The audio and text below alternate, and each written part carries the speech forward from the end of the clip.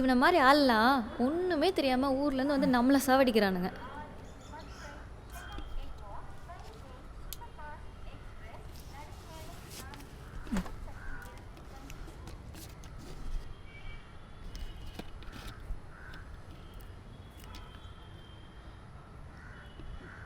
இன்டர்வியூக்கு வந்த மாதிரியா இருக்கான், ஏதோ பிச்சைக்காரன் மாதிரி இருக்கான்.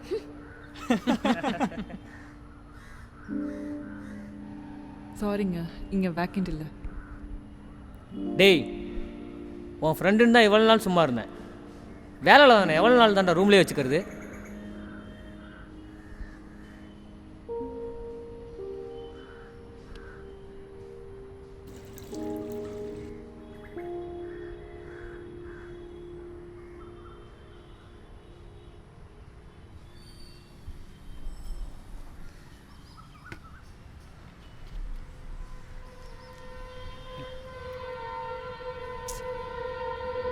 என்ன வாழ்க்கை?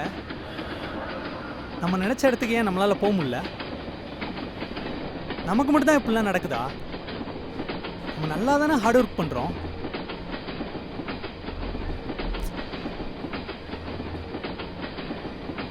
ஒருவேளை கடவுள்னு ஒருத்தன் இருக்கானோ, அவன் தான் இதெல்லாம் பண்ணுறானோ?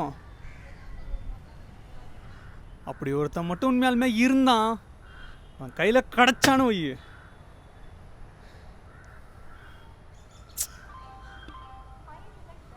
வாடா.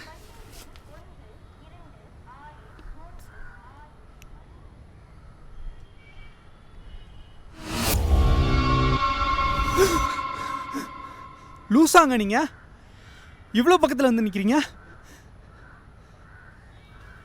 பயமுறுத்துற மாதிரி பார்க்க. நீ இப்படி இருக்கிறதுக்கு நான் தான் காரணமா?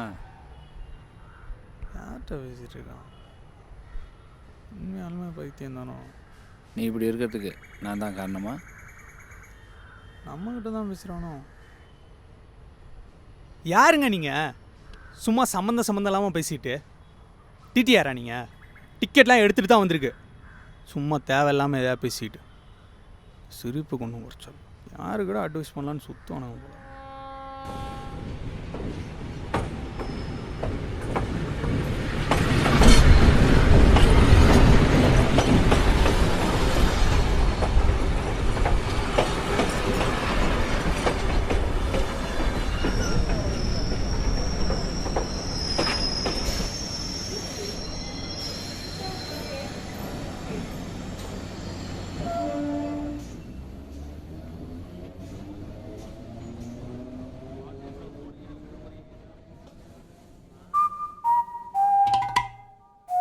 இந்த ஆள் எப்படி இங்கே வந்தான்?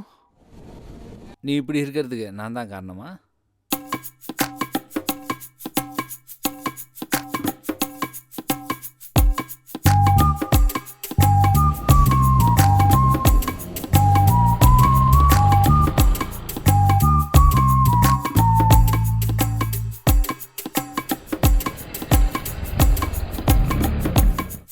சரி சரி சார்.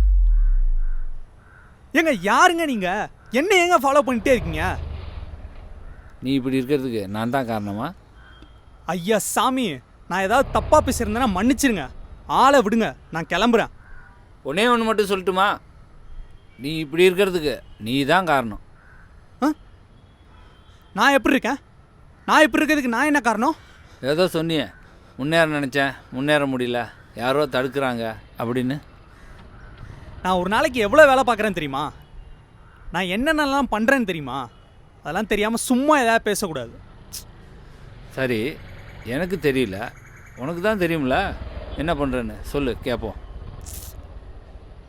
வேலை இருக்கவனுக்கு 1000 வேலை, வேலை இல்லாதவனுக்கு வேலை தேடுறதே ஒரு வேலை. எல்லா அம்மா அப்பா மாதிரியும் தான் எங்கள் வீட்லேயும் நம்ம பையன் படித்து நல்ல வேலைக்கு போய் குடும்பத்தை பார்த்துப்பான்னு கஷ்டப்பட்டு ஸ்கூலு காலேஜில் சேர்த்து படிக்க வச்சாங்க. படிக்கும்போது தான் தெரிஞ்சு எனக்கு இது பிடிக்கவே இல்லைன்னு. சரி, அவங்க மனசு கஷ்டப்பட வேணாமன்னு படித்து வேலைக்கு போகலான்னு ஃப்ரெண்டை நம்பி சொந்த ஊரை விட்டு இங்கே வந்தேன். இங்கே வந்ததுக்கப்புறம் தான் தெரிஞ்சு எனக்கு என்ன பிடிக்குதுன்னு. சரி, ஏதோ ஒரு வேலைக்கு போகிறதுக்கு நமக்கு பிடிச்ச வேலைக்கு போகலாமேன்னு சான்ஸ் கேட்டு போய் நின்னேன். உள்ள கூட கூப்பிட்டு யார் என்னன்னு கேட்கல. அது வரைக்கும் கிடைச்ச வேலையை பார்க்கலாம் அப்படின்னு சொல்லிட்டு வேலை தேடி போய் நின்னா போற இடத்துலலாம் எக்ஸ்பீரியன்ஸ் இருக்கா, ரெக்கமெண்டேஷன் இருக்கா, இவனை தெரியுமா, அவனை தெரியுமா, அதை தெரியுமா, மயிரத்திரும் இப்படிதான் கேட்குறானுங்க. இதுல ஒருத்தன் சொல்றான், வெளியே வெயில் அடிக்குதுன்னு ஃப்ரீயா ஏசி காத்துவாங்களான்னு நீ இன்டர்வியூக்கு வரீங்களாடான்னு கேட்குறான். இந்த 6 மாசத்துல நான் ஏறாத கம்பெனி இல்லை, கேட்காத வேலை இல்லை. ஆனாலும் எந்த வேலை இது வரைக்கும் கிடைக்கல. என்னதான் ஃப்ரெண்ட்ஸா இருந்தாலும் வேலையே இல்லாத ஒருத்தனை எத்தனை நாளைக்கு ரூம்ல வச்சுப்பாங்க நீங்களே சொல்லுங்க.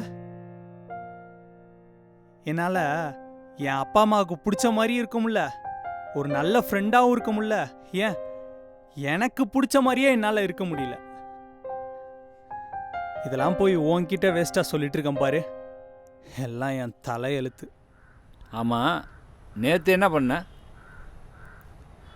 இதே தான் பண்ண. அப்போ அதுக்கு முன்னாடி? அப்பவும் அதான் பண்ண.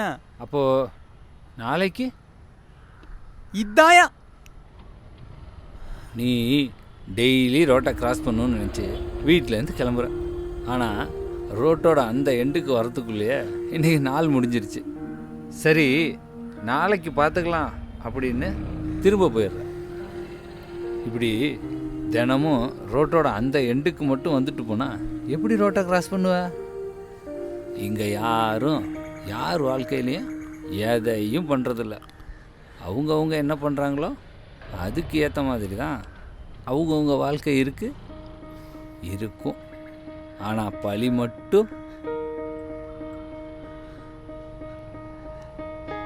தேங்க்ஸ்.